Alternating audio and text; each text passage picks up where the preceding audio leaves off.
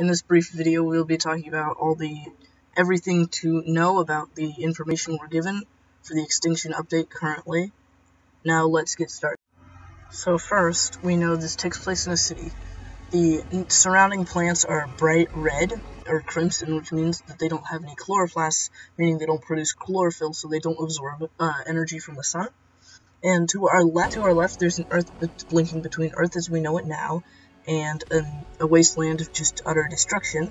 Not that there's much of a difference, but still there's a difference. This means that this little jungle city here may be the last hotspot of life, if not one of the last. Corruption is like alive, or at least biological somehow, because to the left there's a DNA strand, meaning it's got DNA, and there's something behind that. Like, it's made of tech, I think, so is tech alive? As I pointed out earlier, the plants are red. I think if they can't get energy from the sun, they're getting it from the corruption. See, there's the little scout. And as you can see here, the person's in the snow biome, inside the force field, and their GPS isn't working because of this monster right here. See, it's got corruption. It's obviously blocking the signal between the obelisks, because the description is that, see, it's got corruption right in his chest, but the description is it triangulates your position using these massive obelisks, which are made of tech, or at least I assume they're made of tech. And if they're made of tech, then that means the corruption's made of tech if it's blocking the signal. And that means that the corruption is and the corruption's everywhere, meaning that tech is going to be everywhere. And keep in mind that tech, is really, really volatile. So the reason I say this is because, remember the Rockwell boss? Well, Edmund Rockwell was once a scientist from the Victorian era. And then, just by messing with, I'd say at most 25 pounds of this stuff, he turned into this massive monster. So this stuff has to be really, really, really powerful in order to do something like that in such a small amount. There's much more than this update than just tech and stuff. There's a ton of there's a new dino and a few new items that have just been confirmed. And I'm going to show them right now. Alright, so there are a couple of new dinos. There's one in the trailer, the one that can climb walls. There's one called the Enforcer, the one we saw that goes and faces off against the Giga. And another new dino isn't shown in the trailer. It is called Gas Bags.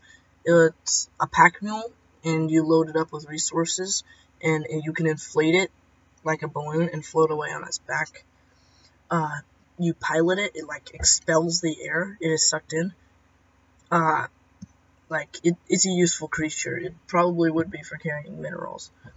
And for the Titan as seen in the trailer, see, it'll be tameable. See, why is it tameable? Probably for some massive, awesome battles, that's probably why. Mini boss. It's a mini boss. You have to defeat all the Titans to fight the final boss. And if you're just one of the little people on the beach with a thatch hut, then you can't get crushed by them. They don't roam freely. You have to activate them first. And they do not die by direct damage. You have to do something else. But moving on to the items, there are three new items. There's the Scout, which is the drone. You can look through tech binoculars and watch through it, and you can duct tape bombs to it for explosives, and it's kind of cheating, but you can do that with dodos, so why not drones? But then there's a really interesting item. We're not sure what it's really called. It's like an item balloon, is what it's being called for now, and it latches onto storage boxes and it floats them into the air.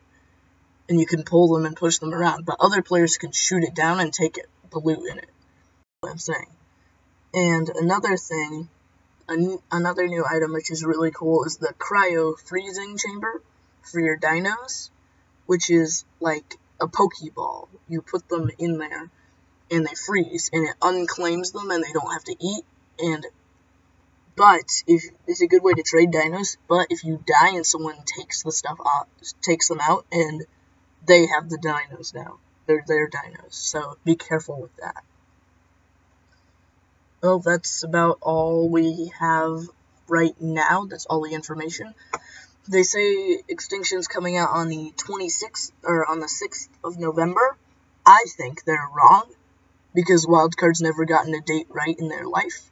But, or at least in ARK's life, as far as I can remember. That's about it. They will not make it by November 6th. That's one thing you probably already know. Goodbye.